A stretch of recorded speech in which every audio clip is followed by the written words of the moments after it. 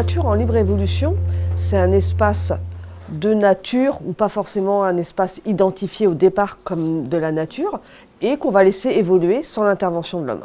En fait, la libre évolution, elle démarre dès lors qu'on arrête en fait, les activités qui vont encore une fois contraindre l'écosystème. C'est un terme qui reflète l'intérêt qu'on peut avoir à donner de l'espace et du temps aussi aux processus écologiques pour qu'ils fassent leur œuvre. Le milieu marin, les milieux plus liés à aquatiques, d'eau douce, et puis les milieux terrestres. Dans ces trois cas, un milieu en libre évolution, c'est un milieu dans lequel les processus d'abord hydrosédimentaires s'expriment pleinement, ne sont pas contraints par des aménagements humains ou par des activités humaines qui interviennent fortement sur les fonds marins, le trait de côte, les rivières. C'est la nature à qui on fiche la paix.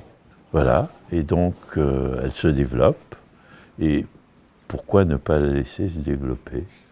C'est-à-dire qu'on peut décider intentionnellement de mettre un espace en libre évolution, décider de ne pas intervenir dans cet espace. C'est vrai que je me suis dit, je vais faire ce choix-là pour les 10 années à venir, de garder cette parcelle qui déjà évolue naturellement, de pouvoir la laisser évoluer. C'est une façon de reconstituer un fonctionnement complet d'un écosystème.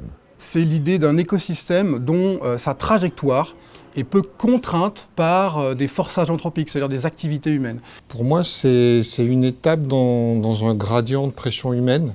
Et donc la libre évolution, c'est une autre trajectoire. C'est une option qu'on peut utiliser sur la réserve naturelle de la Censurière, dont on est gestionnaire.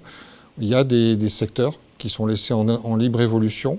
Pour nous, en fait, qui sommes gestionnaires d'espaces forestiers, la nature en libre évolution, c'est les endroits sur lesquels on n'intervient plus, ou pour des raisons économiques, parce que ce ne serait pas assez intéressant, ou pour des raisons scientifiques, pour voir comment évolue ce genre de site ou d'endroit. Ce sujet de la libre évolution est un sujet un peu nouveau dans la discipline historique. Il monte avec la question d'histoire environnementale. On se pose cette question-là, on s'aperçoit que dès le 19e siècle, peut-être même avant, il y a des humains qui ont pensé, alors ils ne formulaient pas ça sous le terme de libre évolution, mais qui ont pensé le fait de laisser plus de liberté aux autres qu'humains.